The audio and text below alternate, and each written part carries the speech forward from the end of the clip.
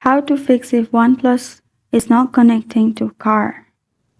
Hi everyone, it's Sophia to assist you today. Without any delay, let's jump right in. First, open Settings, then click on Bluetooth and Device Connection.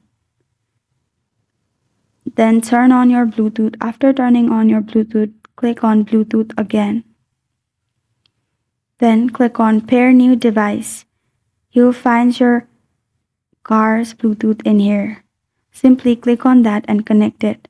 If it's not working, simply restart your phone. After restarting your phone, your problem will be solved, and try connecting it with Bluetooth again after restarting it. And that's how you fix if OnePlus is not connecting to car. Thank you for joining me today. If this video helps you out, please leave a like and subscribe for more. Got a question or want to suggest a topic? Comment below. I'm Sophia signing off. Until next time.